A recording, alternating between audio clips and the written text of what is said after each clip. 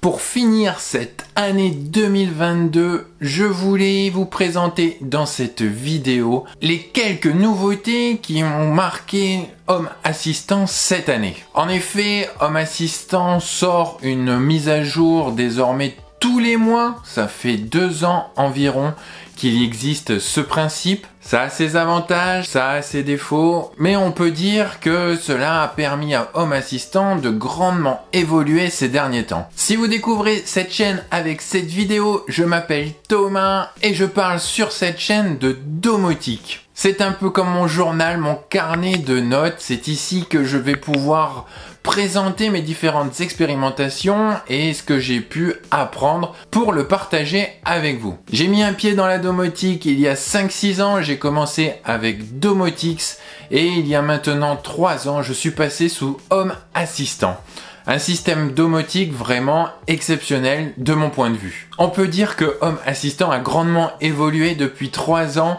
Il s'est beaucoup simplifié et en 2022, il y a eu pas mal de nouveautés. Comme je le disais, depuis 1 an et demi maintenant, quasiment 2 ans, il y a une mise à jour qui est mensuelle. Home Assistant va sortir des nouveautés tous les premiers mercredis du mois. Je voulais pas tous les mois faire une vidéo avec toutes les nouveautés, mais en cette fin d'année 2022, je voulais un petit peu revenir sur mon top 5 des nouveautés de Home Assistant. Des nouveautés qui ont réellement impacté mon utilisation et qui pourraient aussi vous être très utiles. Alors, dans les premières nouveautés, je vais mettre un petit peu tout ce qui englobe la facilité d'utilisation de Home Assistant. Sur le début d'année, Home Assistant a vraiment mis l'accent sur la facilité d'appréhension de Home Assistant. De nombreuses intégrations sont maintenant possibles directement à partir de la console graphique, de la partie graphique, et il n'est plus nécessaire d'aller modifier le fameux fichier de configuration .yaml qui peut en rebuter quelques-uns. Et ça facilite grandement l'expérience utilisateur. Alors il y a eu la partie intégration qui a été facilitée. Il y a également eu l'ajout de l'autocomplétion, c'est-à-dire que le nom d'un sensor par exemple va être automatiquement renseigné quand on va pouvoir modifier une carte sur son tableau de bord par exemple, ou dans les groupes, ou dans les automatisations. Voilà, il y a tout ce système d'autocomplétion qui aide grandement. Je sais pas vous, mais moi souvent je devais aller retourner dans les outils de développement, vérifier le nom de mon sensor, le prendre et revenir pour le coller correctement. Là maintenant, plus besoin de ça puisque vous avez cette autocomplétion du nom du sensor. Et pour la partie intégration, moi il me semble que cette année il y a au moins 4 ou 5 intégrations qui ne sont plus nécessaires, que j'ai supprimées de mon configuration .yaml. Je pense notamment à l'intégration Netatmo que j'ai supprimée, et il y en a bien d'autres. Il y a eu aussi tout ce qui concernait l'uptime du serveur de Home Assistant, tout ce qui avait été DNS, tout ce qui est MyIP. Il y a beaucoup de choses qui ont été mises dans la configuration graphique et non plus dans la configuration .yaml. Donc ça, un gros plus pour Home Assistant en 2022 pour tout ce qui concerne l'expérience utilisateur. Ça rejoint un peu, mais en deux, pour moi, je vais placer tout ce qui est cosmétique. Ça rejoint un peu le 1, mais là, on va être plus sur des notions de termes. Par exemple, avant, on utilisait le terme de Lovelace. Aujourd'hui, ce terme a complètement disparu pour le terme de tableau de bord qui parle à beaucoup plus de monde. Donc ça, c'était en 2022, début de 2022. Il y a eu également une réorganisation de tout le menu de configuration. Alors justement, vous êtes nombreux à me dire dans les commentaires d'anciennes vidéos que le menu ne correspond plus forcément à celui d'aujourd'hui. Donc voilà, il y a eu quelques modifications en 2022. Je vais pas pouvoir refaire toutes les vidéos précédentes avec le nouveau menu, puis de toute façon dans 1 an elles seront sûrement également obsolètes. Mais voilà, en cherchant, ils ont juste un petit peu replacé certaines notions pour quelque chose de plus logique. Bon, ça reste assez personnel, je trouve. Et donc, il y a certaines choses qui peut-être ne sont pas si logiques que ça pour nous. Mais bon. Il y a eu également un beau travail autour des cartes natives de Home Assistant. Il y a la carte gauche qui a bien évolué avec pas mal de nouvelles options, avec l'ajout de segments colorés. On peut également rajouter des labels. Donc voilà, une carte qui a bien évolué. Il y a des nouvelles cartes qui ont fait leur apparition. Je pense à la Teal Card, qui est une carte qui se rapproche beaucoup de la fameuse Mushroom Card que je vous avais présentée il y a quelques temps. Elle est forcément pas aussi complète, mais voilà, nativement, on peut commencer à avoir de belles choses dans Home Assistant sans avoir à rajouter d'autres cartes. Et enfin, dernièrement, là, sur la fin d'année, il y a également apparu la Statistic Card, qui est une carte qui permet d'afficher pas mal de statistiques d'une entité qui va automatiquement être calculée par Home Assistant. Donc voilà, une carte qui peut être assez intéressante et qu'il faut encore pour ma part que je creuse, mais une carte qui a apparu sur la fin d'année et qui peut être très intéressante pour tout ce qui va être par exemple consommation. On va y revenir un petit peu plus tard dans la vidéo. Et pour la partie cosmétique, je finirai par quelque chose qui a un petit peu révolutionné nos tableaux de bord, c'est les sous-vues qui sont apparus en octobre. Donc ça, clairement une belle nouveauté en 2022.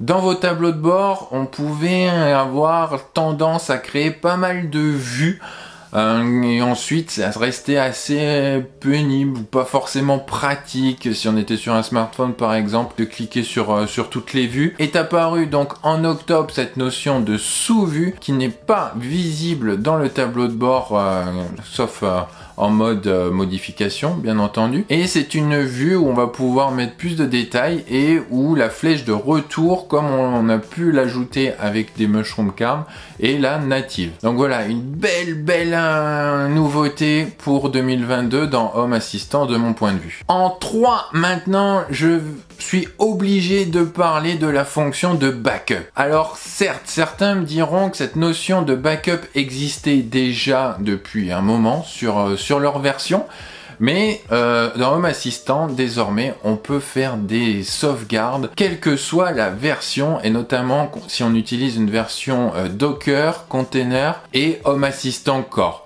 C'était pas le cas il y a encore quelques mois. Je vous avais justement fait une vidéo lorsqu'est apparue cette fonction. Je vous mets le lien ici. Je n'ai pas oublié de vous faire la suite de cette vidéo pour exporter ensuite le backup.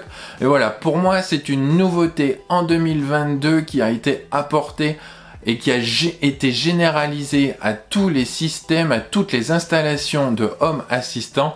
Et ça, c'est un réel plus également de mon point de vue en 2022 pour Home Assistant. En 4, désormais, je voulais parler de la partie Bluetooth. Alors là, on a entendu parler pas mal cette année dans Home Assistant. En août est apparue une nouvelle intégration, Bluetooth Integration, qui a permis une meilleure intégration du Bluetooth dans Home Assistant avec l'autodétection de produits, de matériel fonctionnant en Bluetooth. Là, c'est une intégration native une nouvelle fois dans Home Assistant. Et en fait, Home Assistant, Nabucasa, ne faisait que préparer l'arrivée en septembre du Bluetooth Proxy, rendu possible par l'utilisation d'ESP Home. En effet, on sait que l'inconvénient majeur du Bluetooth, c'est sa faible portée. Là, Home Assistant repousse les limites, on va dire, en rendant possible, via l'utilisation de ESP32,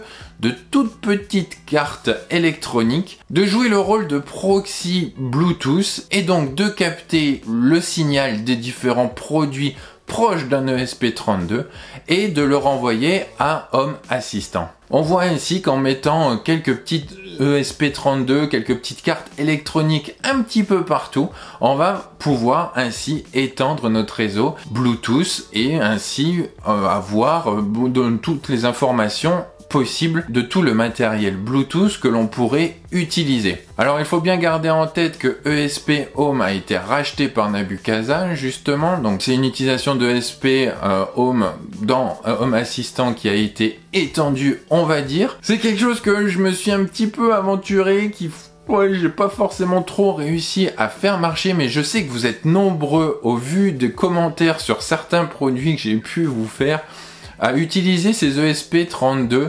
Donc je pense que ça peut être très intéressant pour vous. Moi, c'est une partie que je dois encore pas mal tester et que je vais creuser en 2023. Et pour finir cette revue du top 5, je citerai le tableau énergie. Alors c'est un tableau de bord que je n'avais pas forcément trop regardé jusqu'à cette année. Et c'est en préparant cette vidéo là que je me suis aperçu que ce tableau de bord avait énormément évolué. En juin 2022, ils ont rajouté une fonction de comparaison. On peut ainsi comparer nos valeurs avec celles de la veille, de la semaine d'avant, du mois d'avant, de l'année d'avant.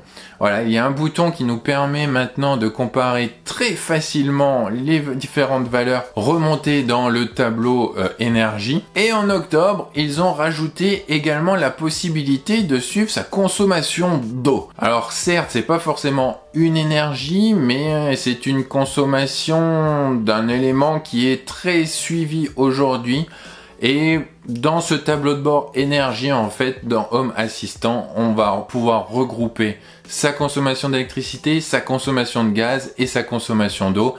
Donc tous les secteurs que l'on aime bien un petit peu suivre sa consommation. Donc un réel plus. J'avoue que moi j'étais un petit peu passé à côté et c'est en préparant cette vidéo que je me suis aperçu de toutes ces nouveautés autour du tableau de bord. Donc je suis en train de creuser, je vous prépare une vidéo dédiée à ce tableau de bord énergie. Donc n'hésitez pas à vous abonner, à activer la cloche pour être au courant des prochaines sorties de vidéos. J'aime beaucoup ce que je vois dans le tableau de bord énergie. En plus là je viens d'avoir le nouveau compteur de gaz connecté.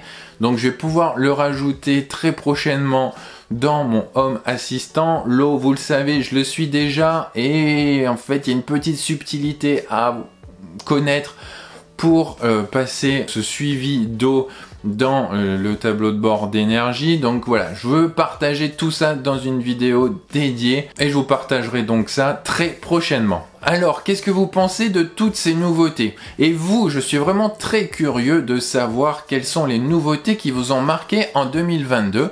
N'hésitez pas à le dire en commentaire. Voilà, j'aime bien voir un petit peu ce que vous pourriez utiliser comme nouveauté. Ça me permet moi aussi parfois de découvrir certaines choses. Là, j'avoue qu'en préparant la vidéo, j'ai découvert pas mal de nouveautés auxquelles j'étais passé à travers. Je lis pas forcément toujours tout le changelog de chaque mois, de chaque nouvelle version de Home Assistant. Et ça, justement, c'est pas bien. Avant de faire une mise à jour, vaut mieux lire ce qui a changé dans Home Assistant. Donc, n'hésitez pas à partager dans les commentaires vos nouveautés qui vous ont marqué. Toutes ces nouveautés, pour ma part, annoncent de belles choses, je pense, en 2023. J'ai vraiment hâte de voir tout ce que nous prépare Home Assistant. Et ce qu'il y a déjà dans les cartons et ce qui va sortir. Le futur nous le dira. Et en attendant, je vous dis à très bientôt pour une prochaine vidéo. Bye bye!